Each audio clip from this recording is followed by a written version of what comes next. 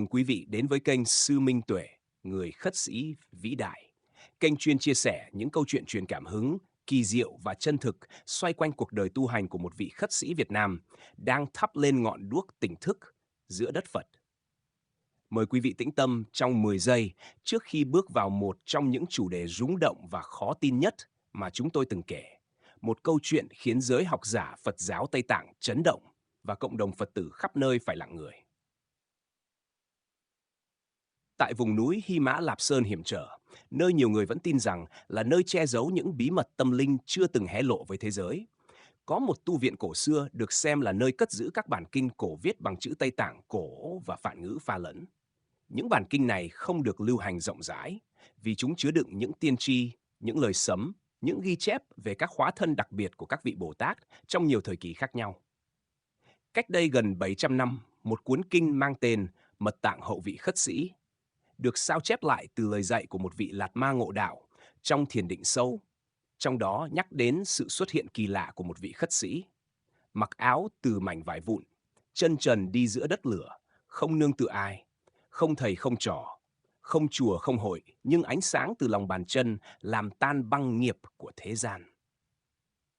Đã có nhiều cuộc tranh luận xung quanh chi tiết này, vì những hình ảnh ấy tưởng chừng như tượng trưng, như một biểu tượng, chứ không phải con người thật sự có thể hiện hữu.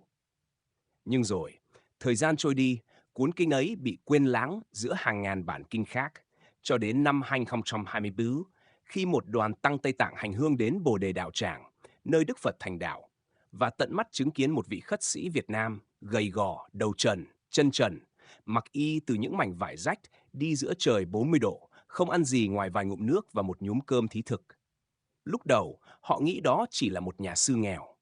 Nhưng rồi, điều kỳ lạ là cả đoàn bỗng đồng loạt cảm thấy một sự lặng im nội tâm dâng lên mãnh liệt khi vị khất sĩ ấy đi ngang. Một cảm giác không thể mô tả bằng từ. Một vị Lạt Ma trẻ trong đoàn, người có căn tu thiền định sâu, đã khóc một cách không kiểm soát. Và sau đó, ông đã xin dừng lại, tọa thiền suốt 7 ngày gần nơi vị sư đó khất thực, chỉ để cảm nhận và đối chiếu với điều gì đó mà ông cảm thấy rất quen. Dường như ông đã từng biết vị sư ấy trong một kiếp nào đó. Khi trở về, ông và các vị Lạt Ma già đã mở lại kho kinh cổ và phát hiện những chi tiết khiến toàn thể tu viện chấn động. Không chỉ nói về hình ảnh chân trần, áo vá, không nói một lời, không nhận đồ thừa, không nhìn thẳng ai, mà bản kinh còn ghi rằng người ấy sẽ không mang tên cũ, không thọ giới lớn, không học pháp từ kinh sách, nhưng mỗi bước chân là một lời dạy, mỗi ánh nhìn là một bài pháp. Hình ảnh đó hoàn toàn trùng khớp với thầy Minh Tuệ, người khất sĩ Việt Nam đang hành trì tại đất Ấn. Từ chối truyền thông, không thuyết pháp bằng lời, không nhận đệ tử, không để lại danh xưng, không nhận vật dụng không cần thiết, thậm chí cả áo mới, giày dép hay lời khen ngợi. Một vị Lạt Ma lớn tuổi từng sống ẩn tu 40 năm trên dãy Himalaya đã xem lại cuốn kinh rồi phát biểu, trích dẫn nguyên văn. Nếu nhân loại còn một chút công đức, người ấy sẽ xuất hiện như giọt cam lồ rơi giữa sa mạc khô cằn. Nhưng kẻ vô minh sẽ không nhận ra. Họ sẽ tìm cách bôi nhọ, cản trở hoặc tìm danh lợi từ bóng dáng của Ngài. Kẻ trí, kẻ có mắt tuệ sẽ lặng im, cúi đầu và học từ im lặng đó.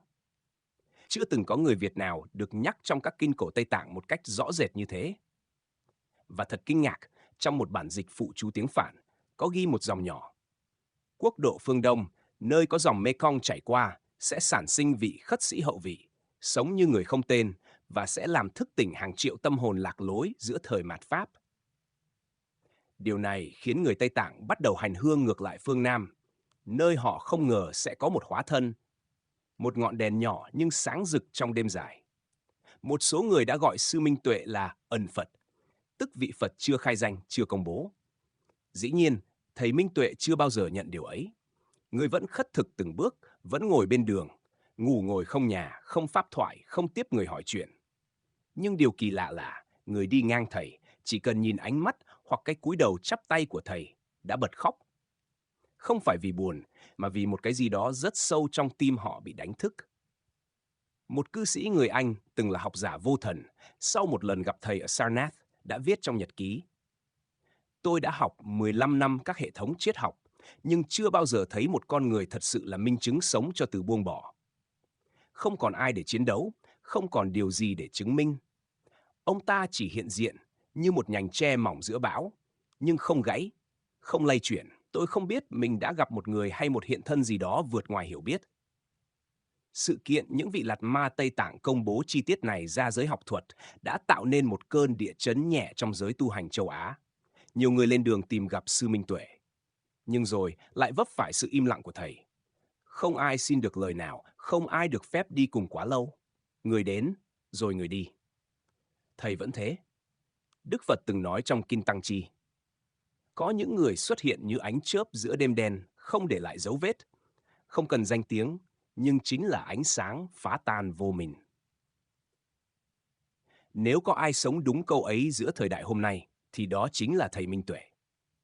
Dù từng được nhắc đến trong một bản kinh cổ Tây Tạng 700 năm trước, dù được người tu hành từ nhiều tông phái khác xác nhận là hiện thân của một lý tưởng tỉnh thức, thầy vẫn không màng đến tất cả. Không nhận tông môn, không xưng danh, không chống đối ai, không tranh luận. Người chỉ lặng lẽ đi, lặng lẽ nhận một nắm cơm, lặng lẽ ngồi bên đường thiền trong tiếng còi xe, khói bụi và nóng bức. Nhưng chính sự lặng lẽ đó lại là tiếng chuông lớn cho thời đại. Một thời đại mà người ta nói quá nhiều, nhưng không sống được bao nhiêu. Chúng ta có thể không hiểu được hết những gì đang xảy ra. Chúng ta cũng không nên thần thánh hóa ai, càng không nên dựng tượng lên rồi chính tay mình kéo đổ khi không vừa lòng. Điều chúng ta có thể làm là tỉnh thức, sống tốt, giảm sân si và biết cúi đầu trước những điều kỳ diệu mà không cần lý giải. Sư Minh Tuệ, trong sự im lặng và khất sĩ thuần tịnh của mình, đã khơi lại một điều mà nhân loại gần như đã quên. Sự giác ngộ không nằm ở giáo lý phức tạp hay chức danh cao quý, mà nằm ở cách bạn sống từng phút giây không chấp trước. Nếu thật sự có một vị trong cuốn kinh cổ bấy trăm năm ấy, thì có thể, rất có thể, người đang hiện diện ở giữa chúng ta. Nhưng không để cho ta tôn thờ, mà để cho ta học cách buông, học cách sống tỉnh thức, học cách quay về chính mình. Cảm ơn quý vị đã lắng nghe. Nếu thấy bài podcast này có giá trị, xin hãy chia sẻ, nhấn thích và đăng ký kênh để lan tỏa ánh sáng tỉnh thức từ cuộc đời của những người sống đơn giản, khiêm tốn và chân thật. Chúng ta không cần ai để cứu rỗi, chỉ cần một ngọn đèn thắp lên và tự mình bước tiếp con đường.